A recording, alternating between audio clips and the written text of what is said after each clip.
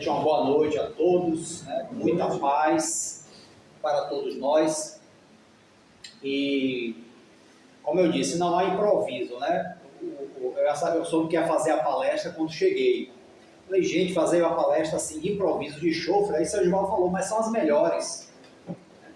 E eu estava hoje justamente pensando numa questão de nomenclatura, né? Nomes, a gente durante o aprendizado espírita, a gente ouve muitas palavras, né? E algumas vezes a gente não sabe o real significado de cada palavra, porque muitas vezes a gente tem tantas até como sinônimo. Então, por exemplo, se a gente fala assim, beneficência. Beneficência é a mesma coisa que caridade. Filantropia, benevolência, que já é outra palavra, abnegação, né? São sempre palavras que nos remetem a questões de ordem moral, de ordem de burilamento pessoal, né? Mas muitas vezes nós confundimos os seus significados, né? E eu lembro que quando eu li a introdução do Livro dos Espíritos pela primeira vez, né, aquela introdução que muita gente pula, não pulem a introdução. E justamente Kardec fala que o Espiritismo, por ser um conhecimento novo, exigiu que se criassem novas palavras. Essas palavras moralizantes que eu citei aqui, né, já existiam, né, não foram palavras novas, mas tiveram outras que nós tivemos que aprender para entender os princípios espíritas.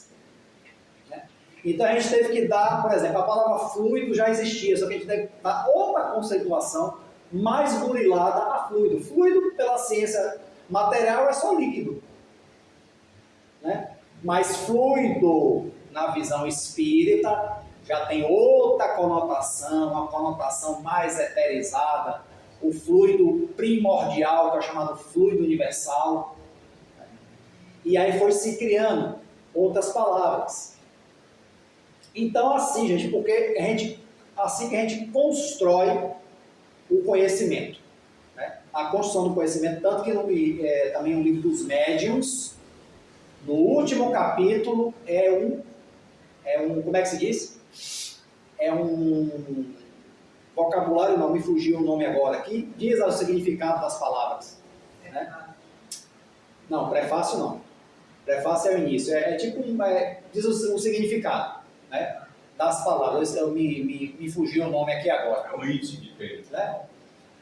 É um índice sobre o significado. Aí tem algumas palavras ali que realmente ou foram criadas por conta do Espiritismo, ou se já existia como alma, por exemplo, tem outra significação dentro do Espiritismo, né? Então, psicofonia, isso não existia. Psicografia, isso não existia. Essas são palavras próprias da ciência espírita. Tipologia já existia, né? Mas dentro dos fenômenos espíritas, que a tipologia ligada aos fenômenos materiais, já ganhou outro significado, como um veículo também de comunicação com os espíritos na esfera, né, do mundo espiritual, na esfera espiritual. Agora, as palavras ligadas à reforma moral, ela já existia, como eu já falei, só que elas também adquirem um sentido mais amplo. Caridade, por exemplo. Caridade a gente sempre teve como ajudar alguém, dando uma esmola, por exemplo, fazendo um benefício aqui e ali.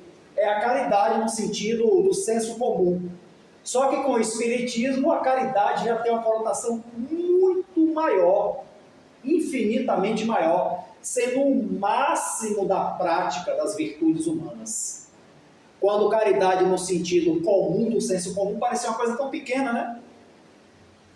Mas com o Espiritismo não, ela adquire, né, uma dimensão. Com as religiões tradicionais, ela tem sim um grande peso, vamos dizer assim, tem, né? Mas muitas vezes é aquela caridade muito técnica, coordenada, aquele dinheiro que a gente põe na caixinha, ou aquele pão que a gente dá para o mendigo, que é bom também, não tem nada de mal, o mendigo está com fome, quem recebe é que bem sabe como é bom receber um pão quando está com fome. Eu não estou diminuindo o valor disso, não. Só que o Espiritismo dá essa dimensão maior, porque não é só doar coisas, é a gente se doar também. Então, assim, cada expressão ganha essa significação maior. Então, por exemplo, benevolência e beneficência são palavras parecidas, mas todo mundo sabe diferenciar. A gente pode botar como sinônimo, né? Inclusive, eu faço parte do Evangelho Online, né, que começou na pandemia e se estende até hoje, e o tema ontem foi justamente a beneficência. E a pessoa que fez a monitoria, ela... Oi? Quando você chegou aí, eu fiquei agregada, mas veio na minha cabeça a beneficência. Beneficência. Eu 3 ou 4 vezes já. Foi o tema de hoje do Evangelho Online, né? Da evangeloterapia, como a gente chama. E aí, a pessoa que monitorou ampliou o tema e falou também da caridade, né? No sentido maior, e da benevolência. Então, assim, eu fui pesquisar. Então, a priori, assim, o que é a benevolência? A benevolência é mais um sentimento. Então, assim, meu amigo Sérgio é um homem benevolente, ou seja, é um homem de bons sentimentos que sempre quer o bem de todos. Mas a benevolência está mais no campo dos sentimentos, não necessariamente na ação. A beneficência, sim, seria a ação do homem benevolente, que faz o bem. Então, a benevolência seria o sentimento, a virtude, mas não ainda a prática, e a beneficência seria a prática. O beneficência, beneficiar alguém de alguma forma, seja materialmente, seja moralmente, seja fazendo companhia, seja escutando, como sempre as pessoas precisam tanto ser escutadas, né? Dando apoio no momento difícil, dando sim uma esmola, sim, pela necessidade também, dando uma ajuda material, né? Fazendo parte de um grupamento, uma ONG, por exemplo, que ajuda as pessoas, ajuda o meio ambiente, ajuda também os animais, as associações protetoras dos animais também são atitudes beneficentes também. E aí vem a caridade. A caridade é isso e muito mais. Porque além da beneficência, a caridade tem a doação de si mesmo, muitas vezes até esquecendo de si mesmo. Um grande exemplo de caridade na história da cristandade é Francisco de Assis, né? Depois de Jesus, ele foi o maior cristão. Porque ele era desprendido, ele esquecia de si mesmo, a tal ponto que chegou a esquecer demais, que chega um dos frades, né, franciscanos, falar com ele, né, muito amigo dele, aí faz: ô meu amigo Francisco, o que você acha de uma pessoa que tem um jumento e o maltrata? E Francisco, como o grande primeiro protetor dos animais, né, até o padroeiro, falou: mas isso é um absurdo, isso aí é uma perversidade, é uma crueldade. Pois é, eu conheço uma pessoa que tem um jumento e não cuida dele bem, não o alimenta direito, não deixa ele ter quase repouso nenhum, cobra demais a trabalhos excessivos desse jumentinho, não dá, quase que totalmente negligente. E Francisco fez: mas quem é que faz essa absurda aí? O senhor. Como? O jumentinho é o seu corpo. O senhor só pensa nos outros e não cuida de si. O senhor está numa situação deplorável. Ele não cuidava dele mesmo. E aí ele caiu em si. Ele caiu em si. Ele também precisava dormir um pouquinho mais, precisava comer um pouquinho mais, porque senão ele não ia durar o tempo necessário para continuar a tarefa dele, né? Mas a autodoação dele era tão grande que alguém teve que chamar a atenção dele, que era o extremo da caridade. Allan Kardec se dedicou muito ao espiritismo, também não cuidava muito de si, o espírito o admoesta: cuide de você mesmo, você está exagerando. Ele publicou essa bronquinha, né, na Revista Espírita, não lembro o número.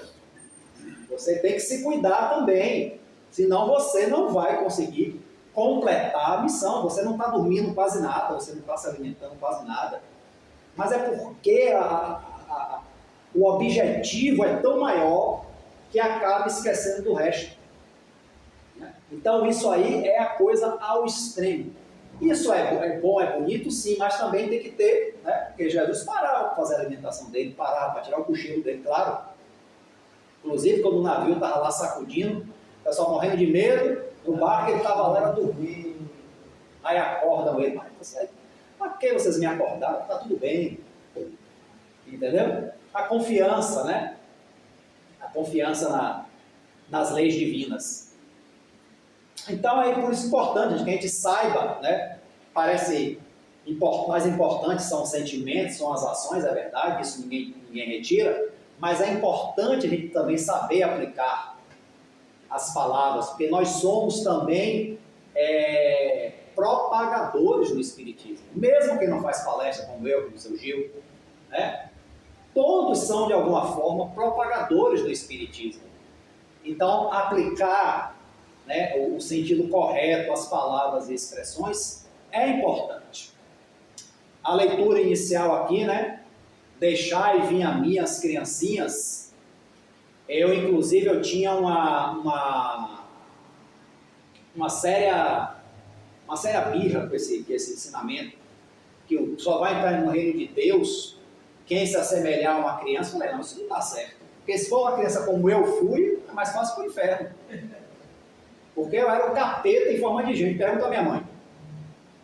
Né? Então a gente sabe, nem sempre as crianças são esse exemplo que essa leitura evangélica nos apresenta. Eu tive que ir num sentido mais profundo. É por isso que não dá para fazer análises rasas das coisas, né? Então, porque se assemelha, ele está buscando aquela coisa da inocência, mas não da imaturidade. Porque talvez eu tenha sido uma criança difícil por ser um espírito imaturo. As crianças difíceis, as crianças que fazem coisas ruins, não as agitadas, brincalhonas, mas as que realmente, as crianças más, que gostam de maltratar animal, você vê, né? Já tem aquela perversidade natural. Não, é um espírito ainda imaturo que veio para ser corrigido. Então Jesus não está pegando a imaturidade espiritual, mas só a parte da inocência, daquela coisa de a gente tem que esvaziar para encher de novo. Se eu já estou cheio aqui de preconceitos, de erros, como é que eu vou absorver as coisas boas e misturar? Eu tenho que esvaziar, né, a jarra do líquido ruim, limpar, para depois entrar água cristalina. Porque se a jarra estiver suja, a água cristalina que entrar vai sujar. Né? Tem até uma frase de Jesus: não se coloca remendo de pano novo em vestido velho, porque não tem o menor sentido. Então essa busca mesmo da inocência no sentido de querer o bem, realmente abdicar do mal e querer o bem. É uma grande interpretação. Kardec ainda dá outra interpretação. Kardec ele não se conforma com uma coisa só. Ele ainda diz que o chamado deixai vir a mim as criancinhas, deixai vir a mim esses espíritos que ainda vagueiam na imaturidade e fazem coisas ruins por ignorância. A infância da espiritualidade, né? A faixa do primitivismo, né, que a gente está, e a gente está na transição para a consciência, né? Porque nós temos, né, momentos, as nossas encarnações primitivas, inclusive Emmanuel, no livro Roteiro, ele descreve bem isso no capítulo Na Senda Sublime, o capítulo 4, que o espírito na fase primitiva quase que não vive a erraticidade, porque ele não tem muito o que vivenciar na erraticidade. Então as encarnações são muito próximas uma da outra, até ele adquirir uma consciência para poder também produzir na erraticidade. Aí a gente entende. Que a erraticidade, que é a erraticidade, gente, é o intervalo entre uma encarnação e outra, que é própria de todos nós que somos espíritos reencarnantes. Só vai deixar de existir a erraticidade para o espírito que já se purificou e não precisa mais reencarnar. Então, o intervalo da erraticidade, ele é maior na medida que nós progredimos mais espiritualmente. Um espírito mais burilado só reencarna rápido se ele pedir para uma missão específica, como o caso em Ave Cristo, né? Que Quito Varro pede para reencarnar 2 vezes, num espaço curto, para abrir os olhos do filho, de Inácio, né? Não, a pessoa fala, você tem certeza? Tem. Que ele podia ter uma erraticidade maior, mas ele decide encarnar para orientar o filho. Aí ele desencarna, encarna de novo, o filho dele já está um senhor, ele é uma criança, para tentar chamar a atenção. Então são situações especiais, mas a erraticidade ela é maior. O espírito já esclarecido, vamos dizer. Quanto mais esclarecido, maior a caminhada espiritual, a erraticidade é maior. Então, as almas primitivas são assim. Então, nessa transição do primitivismo, né, para as almas conscientes que erram ainda fica naquela, né, meio lá, meio cá. Então, há essa transição. Né, são as crianças espirituais que Jesus está chamando. É o momento de chamar a atenção. Se a gente for ver na escola, você tem um jardim de infância, que é brincadeira, coisas lúdicas, mas quando vai aproximando, chega na alfabetização, já é um chamado para coisas mais sérias. Para escrever, para entender o mundo melhor. Então, quando a gente passa da transição do primitivismo para a consciência, que é onde a gente está, nós já somos chamados. Venham aprender mais coisas, meninos e meninas. Vinde a mim, entendeu?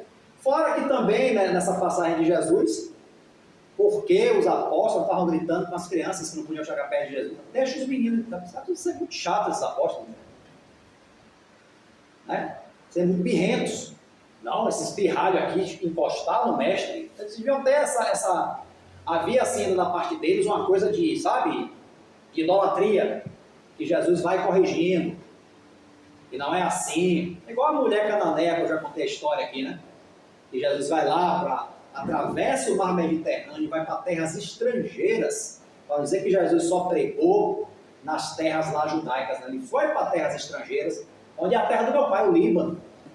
Ele andou por ela. Eu falei, pai, você é um privilegiado, no céu, na sua terra, Jesus caminhou por ela. Está lá na descrição do Evangelho de Mateus. Tiram, Sidon, as cidades prósperas dos pagãos, né? Como eles eram chamados de uma forma até pejorativa, os pagãos, né? Os gentios, né? Essa coisa era uma palavra pejorativa, inclusive, idólatras. E Jesus vai lá com os apóstolos e aparece uma dita pagã que acredita nele. E fala, filho de Davi, me socorra. Me socorra, minha filha padece a perseguição de um demônio. E eu sei que o Senhor, da sua vontade, pode libertar dela. E aí Jesus olha para ela, olha para os seguidores que já estavam... Porque ela fica gritando atrás dele, aí os seguidores dizem, despacha essa mulher, fica gritando no pé do ouvido. Aí Jesus olha para ela, olha para os seguidores e faz, mas eu vim para as ovelhas desgarradas de Israel. Olha a provocação, né? Não vim para as ovelhas desgarradas de Israel. Sabe o que ele estava perguntando? Vocês querem realmente que eu ignore o sofrimento dessa mulher? Essa fala não foi para a mulher, não. Foi para os caras. Foi para Simão Pedro, nervoso, briguento. Um coração deste tamanho, mas muito rude. Né? Tinha um grande coração, mas era muito rude. Aí ela faz... Mas eu não aguento, ela se ajoelha no pé dele, depois eu não aguento mais, liberte minha filha, eu faço o que o senhor quiser e tal. Aí ele, para provocar de novo, ele diz, mas é justo tirar pão dos filhos para tirar os cachorros? Porque os judeus desprezavam tanto os ditos gentios que o comparavam aos cachorros, aos cães. E aí Jesus lança outra provocação: é justo tirar pão dos filhos para lançar aos cachorros? Ela é, mestre. Mas até os cachorros comem das migalhas que caem da mesa dos seus senhores. E esse é o objetivo de Jesus. E quando sai essa lição da boca dessa mulher, os seguidores dele tudo, calam-se e assumem a atitude respeitosa com a mulher. E Jesus sorri e fala: mulher, grande é a tua fé. A tua fé é grande. Vá e seja como você quer. Olha o que ele falou: seja como você quer. Não é como eu quero, não é como o pai quer, é como você quer, é como você quer. Porque a tua fé é muito grande. Chegando em casa, a filha dela, como descreve, está livre dessa obsessão terrível, desse demônio, né? Desse perseguidor terrível. E que Jesus nem lá foi. Só aqui no pensamento já afastou. Porque Jesus, ele não era circunscrito ao ambiente que ele estava. Há fatos de outras curas que ele fez de longe. A do soldado romano, só do oficial romano: não sou digno do senhor ir na minha casa, mas meu servo, que eu tenho muito apreço, está morrendo. O senhor não precisa ir lá, eu sei que daqui o senhor cura, eu tenho fé. Pois pode voltar para casa que ele vai estar curado. Né? A verdadeira fé. O senhor não é digno de estar na minha casa, porque ele sabe, ele era um oficial romano, muitos sabiam o que eles faziam. E muitos romanos depois seguiram Jesus, né? Largaram tudo, largaram as armas. Não foi só o Paulo de Tarso, que era do Sinédrio, era um fariseu, né? Ele está acima dos fariseus, né? Imagine, largou o chefe dos fariseus. Os romanos também, muitos baixaram as espadas e as lanças e seguiram Jesus. E perseguidores passaram a seguidores. Para você ver como, né, é o momento de cada um. Quando não está no momento, não adianta. Pilatos esteve na frente de Jesus. Nem se tocou, não viu nada. Tem uma cena no filme Paixão de Cristo, né, aquele de Mel Gibson, aquele polêmico, que é realmente muito violento, né, a forma como as imagens, como surram Jesus, né, e a crucificação, são cenas que, sinceramente, para mim foi dali para pior. Né? Então, assiste quem tem estômago.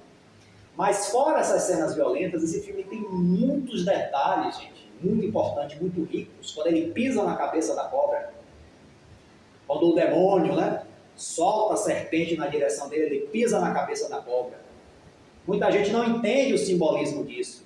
Mas a cobra, ali naquela cultura, simbolizava a morte. E quando Jesus pisa na cabeça da cobra, o que ele quer dizer? Eu matei a morte. A morte não existe. Entendeu?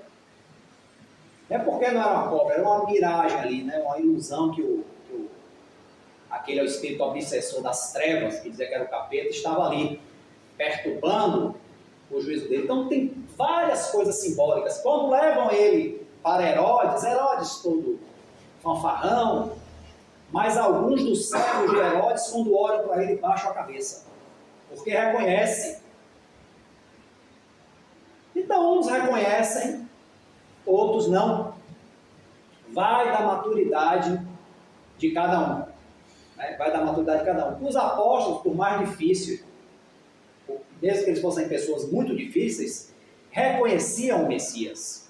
Até mesmo Judas reconhecia que ele era o Messias. Só que se equivocou, achando que ele ia provocar uma guerra para derrubar Roma.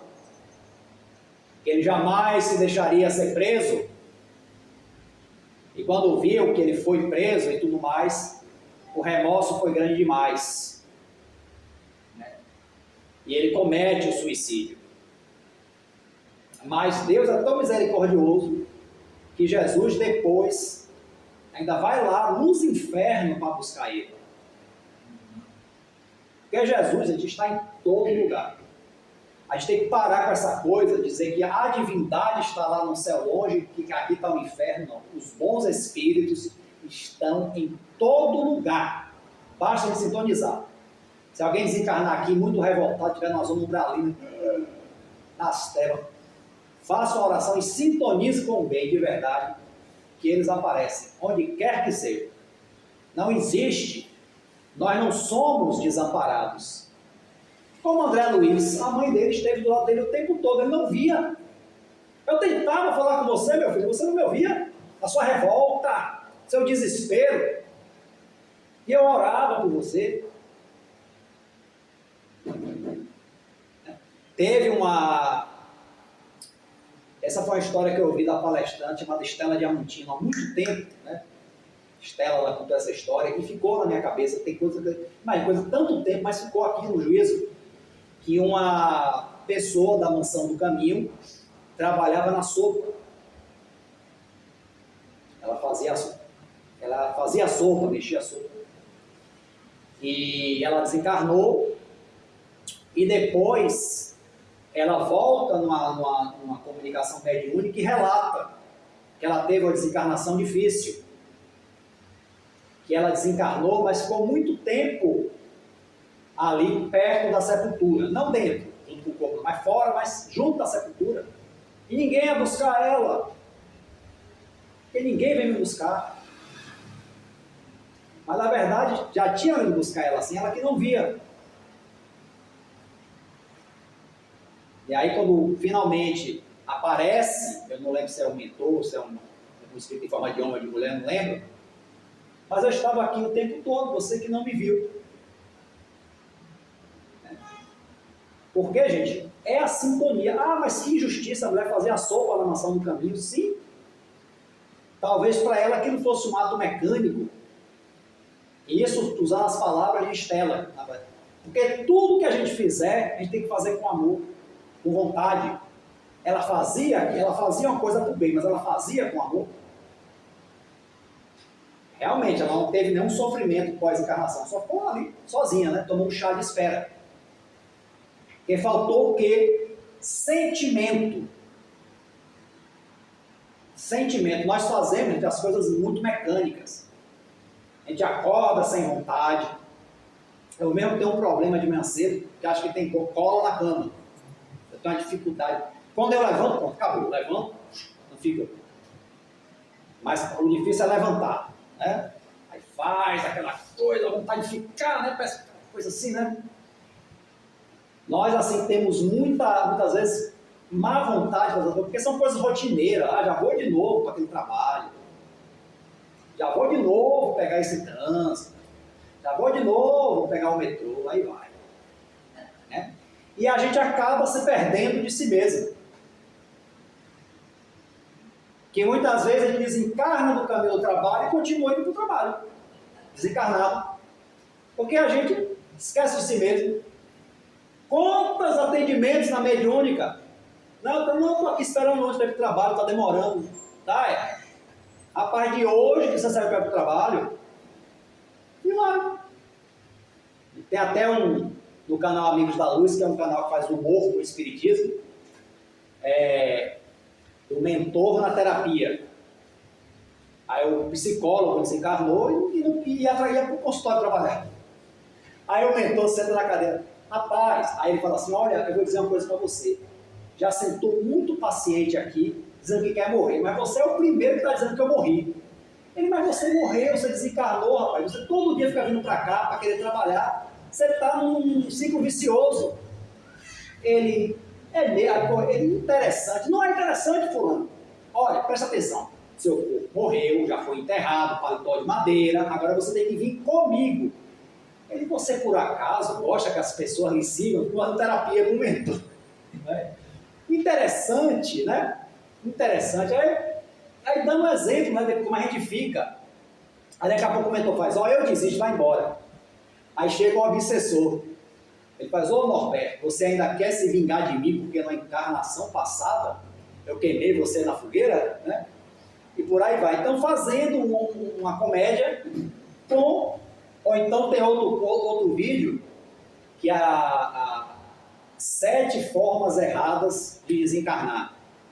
Aí a mulher aparece pelo espiritual. Aí o mentor fala, você chegou lá, eu morri? O cara, não é bem assim, não morri, graças a Deus, não aguentava mais aquela vida, pagar conta, pegar trabalho, eu gostei. Agora aqui vou descansar, não vou fazer nada, o mentor. Peraí, não é bem assim, como é que é? Não, sabe? Aí cada coisa ela vai, sete formas erradas de morrer, né? Essa foi a que eu lembrei, mas teve uma que ela era professora. Eu morri? Ai, não. Nem me falei, não quero saber. Eu vou ter que dar mais aula, olhar aquelas crianças. Aí o mentor falou, mas silêncio é uma prece, eu quero silêncio, não quero ouvir mais a voz de ninguém. Entendeu? Diga, Sérgio. É que a pessoa tem que se dizer assim, na verdade ele morreu, descansou. Descansou. Silêncio. Rapaz, alguns até descansam, ficam dormindo, né? Dormem no ponto, né? E ficam em estados verdadeiramente letárgicos. A gente fala da letargia do corpo, né? Mas a letargia acontece mais no espírito. Espíritos que desencarnam e ficam inconscientes, né? Esperando, sei lá. Esperando o céu, tá lá dormindo e ficam realmente inconscientes.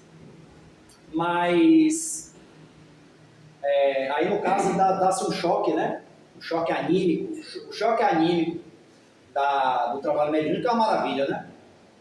Muitas vezes, gente, o socorro mediúnico é só para dar um choque.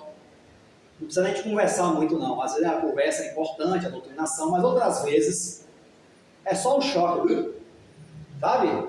Aquele espírito que perdeu a forma humana, por exemplo, que achou a sua mais grave, né? Que, sabe, se afundou tanto e fica tanto tempo no plano espiritual evitando a vida, que acaba perdendo a forma humana. Esses, quando vem a comunicação, é um choque muito grande, né? Para remodelar, na verdade é um choque para voltar a remodelar a forma humana. Remodelar a forma humana, porque são coisas assim, sabe? Olha até onde a gente pode chegar. Se tem relatos que espíritos retraem tanto espiritualmente que chegam a assumir formas ovoides, descrição do próprio André Luiz, eu custei acreditar nisso, sabia? Eu achei que isso aí era balela. Mas se a gente seguir o raciocínio, o perispírito é uma forma modelável, plástica, vamos dizer assim, fluídica, que ele se molda de acordo com o nosso pensamento, como nós já visualizamos na mediúnica aqui, espírito em formatos lupinos, de feras, com orelha, com focinho, né? Parecendo que está no Halloween, babando. Formas animalescas, tem espíritos que adquirem forma larvária, parece uma larva, uma lesma. Que horror. Nunca vi não, nem quero ver. E meu estômago acho que não vai aguentar. Então, caranguejo eu nunca vi não. Caranguejo, né? Isso aí, eu acho possível sim. Então não acho impossível retroceder à forma ovoide. O que é a forma ovoide, gente? É a forma primordial. Porque nós, quando nascemos, deixa eu ver aqui para não me emocionar, que esse relógio aí não é confiável, né? Nós nascemos de um ovoide, né? União do espermatozoide com o óvulo forma um zigoto, que é um ovo. Então esse retorno, essa fuga psicológica intensa ao extremo que nos faz retroceder à forma ovoide, isso é muito grave. E aí para corrigir isso, só reencarnação. E imagina que seja uma reencarnação sofrida. Então, uma reencarnação daquelas pessoas que nascem deformadas. Gente, como é que nasce isso aí? Você fica olhando assim. E até a gente mesmo, no nosso conhecimento espírita, se choca. Acredito eu na possibilidade de ser realmente perispíritos em formas ovoides. Não vou dizer que sim nem que não, porque eu não vejo isso, não vou mistificar aqui. Mas acredito na possibilidade. Para remodelar. Né? E não vai ser uma encarnação só que vai remodelar totalmente a forma humana. E olhe Tem um livro também de relato que eu li agora, que foi um dos livros de André Luiz, se eu não me engano, foi Filomeno, não estou lembrado agora, mas que a pessoa tem uma aparência física, quando se emancipa pelo sono, tem uma aparência perispiritual diferente de uma mulher, inclusive com uma aparência tipo que a gente chama de bruxa. Tamanha maldade que ela, o corpo é uma mulher linda, mas o perispírito parece uma bruxa, tamanha maldade que a pessoa cultiva dentro de si, e ela plasma o perispírito assim. Então essas formas, aí a gente fala assim, essas formas que a gente vê na ficção, na fantasia, são baseadas em fatos reais, né, gente? Não são todos. Claro que tem os absurdos, né? Mas muitas são baseadas em fatos reais, as bruxas, né? Os lobisomens, né? E aquele livro que eu comentei outro dia, que você leu 2 vezes, no Ala 18, olha que espíritos horrendos aparecem para Roberto, né, o protagonista. Horrendos. Como é que eles aparecem? Com corpos apodrecidos, como se fossem cadáveres apodrecendo, em decomposição. E ele não só tem a visão, ele sente um fedor nauseabundo. Porque a mediunidade do personagem Roberto é tão intensa que ele não vê só o espírito, ele projeta a mente para o ambiente que os espíritos vivem. E é um ambiente fétido mesmo. Podre, cheiro de podre. Há médios que sentem cheiro durante o transe mediúnico. Né? Ricardo, o livro de Emmanuel, de Agostinho, chegou ao ponto que o Emmanuel se ausentava e o destino Xavier que via tudo isso que via. E não era mais o Emmanuel que estava falando para ele, Emmanuel. Já relatava. Ele via todo o cenário e fez o livro todo ali. Paulo Estevam também, muitos produtores, mas principalmente o Emmanuel. Esse livro da 2000 anos. Isso. Ele projeta, no caso, mas aí no caso ele está projetando para uma memória passada. Sim. No caso aqui do Ala 18, é para um plano espiritual trevoso. Você quer falar alguma coisa? Aqui eu já fiquei uma palestra toda. Tem uma hora que o mau cheiro foi tão forte que eu quase fiz vômito. Ixi. Nesse tempo. Imagino. E cheiro de bebida alcoólica, principalmente segunda pela manhã. Ontem mesmo, parece que da minha casa para o metrô, eu vou andando ali por trás. Eu senti uma pessoa do meu lado, eu não vi, mas eu senti um cheiro de bebida alcoólica tão forte, chegava a me incomodar. E ali na minha rua também, fim de semana todo, entendeu? E é uma coisa nauseante mesmo, né? Imagine, eu passei outro dia ali, onde eu moro, tem um absurdo de ficar, eu moro ali em Lauro de Freitas, e o lugar que eu moro é um lugar que ainda é um pouco, o bairro do Cagi lá para trás, ainda é um pouco meio rural. Ainda tem prédio, mas tem terreno, tem sítios ainda. E tem gente que quer criar cavalo e deixa solto na rua. Então volta e meia você vê cavalo passeando. Aliás, até na Praia do Flamengo você vê também. E aí outro dia um cavalo morreu, não sei se foi atropelado, não sei, morreu e deixaram lá. Um fedor que esse cavalo estava. Eu não cheguei perto, não. Já foi uma coisa nauseante. Imagine você adentrar o domínio de podridão, a mediunidade, você como o cara do livro, domínio de podridão. Então, assim, é uma mediunidade de serviço e de provação também, viu, meus amigos? Porque ela não deixa de ser uma provação, mas no final, como é que se diz? É sempre para o bem, né?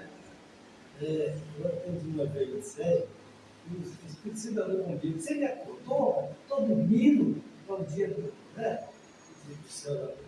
Do céu? Dormindo. Estava esperando Porque não dorme para esperar o juízo final. no final.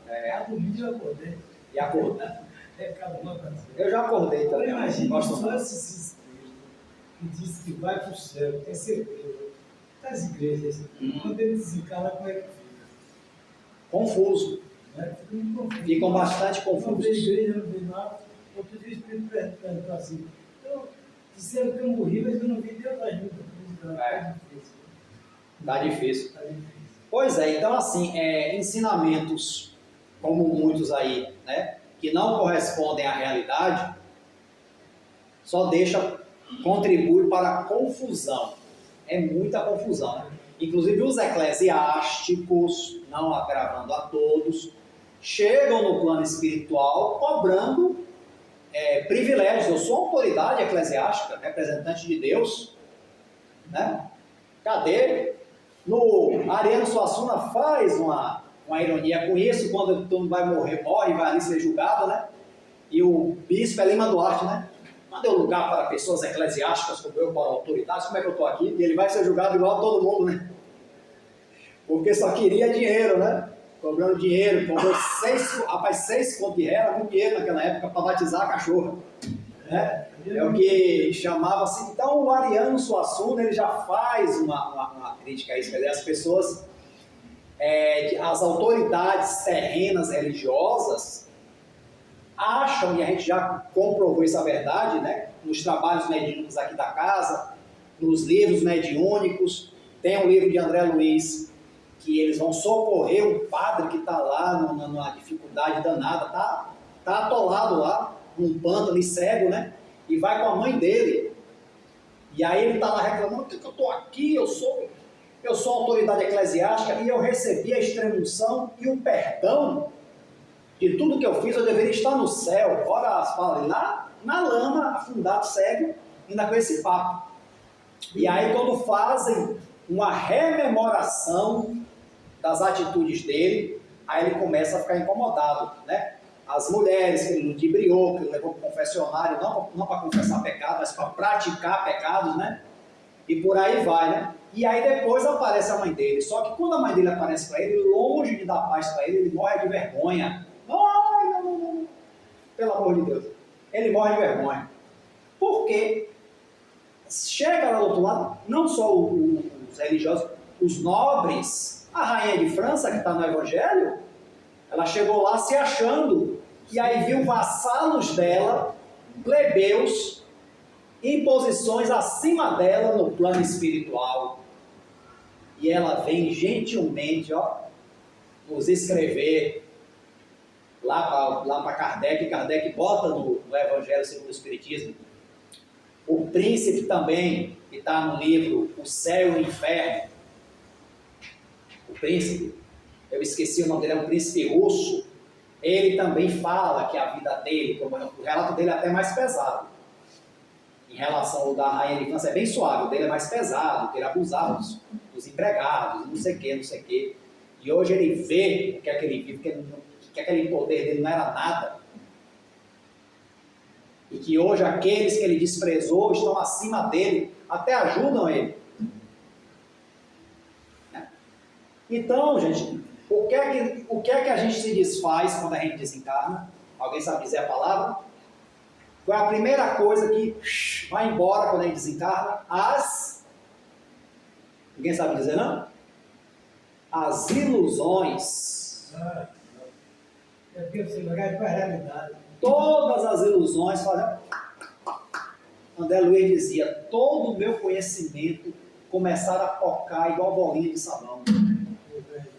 Imagine, eu que era médico, era o porreta no mundo, era autoridade, o meu conhecimento tudo igual bola de sabão.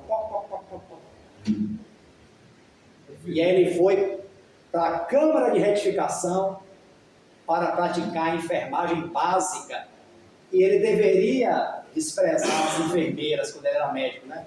Como a mão de obra inferior, que até hoje muitos fazem isso. Imagine naquela época.